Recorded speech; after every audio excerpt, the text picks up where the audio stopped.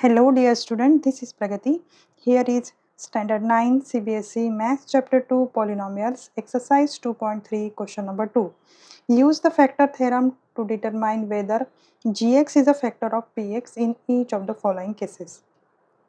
तर पहा मुलांनो, आपल्याला एक px आणि gx असे क्वेश्चन्समध्ये दिलेले आहेत आणि फॅक्टर थेरम तुम्हाला माहिती नसेल तर प्लीज तुम्ही क्वेश्चन नंबर 1 पहा. त्याच्यात मी रिमाइंडर थेरम आणि फॅक्टर थेरम दोनही सिंपल वेने एक्सप्लेन केलेले आहेत.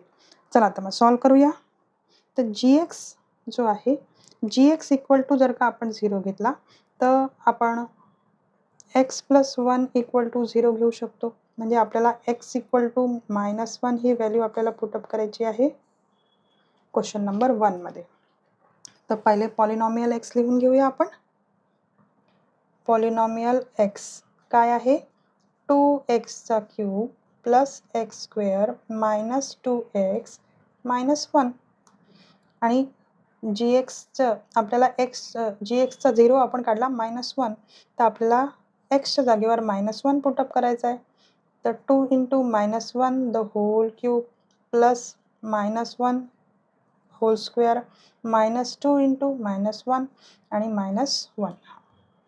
तर सॉल्व करूया. -1 चा क्यूब -1 होतोय, -1 × 2 -2. आता पहा, -1 चा स्क्वेअर इव्हन नंबर असल्यामुळे +1 भेटणार, तर आपण +1 लिहिणार. तर -2 2 × 1 = 2, तर हा -2 आणि हा -1. इथे आपल्याला काय भेटत आहे? हा +2 झाला. तर हे 3 - 3 = आपल्याला 0 मिळाला. तर याचा अर्थ काय? So gx, yes, gx is a factor of polynomial x. आता आपण दुसरं सॉल्व करूया. या पॉलिनॉमियलमध्ये gx इक्वल टू जर का आपण 0 घेतला तर आपण x + 2 = 0 घेऊ शकतो. तर आपण पॉलिनॉमियल x लिहून घेऊ पहिले equal to x³ + 3x² + 3x + 1. आता आपल्याला x + 2 = 0 घेतला तर आपण काय करू शकतो? x = -2 आहे, तो आपल्याला भरावा लागेल आहे xच्या जागेवर. तर आपला पॉलिनॉमियल होणार -2. तर -2 the whole cube plus 3 × -2 whole square plus 3 × -2 आणि +1. चला सॉल्व करूया.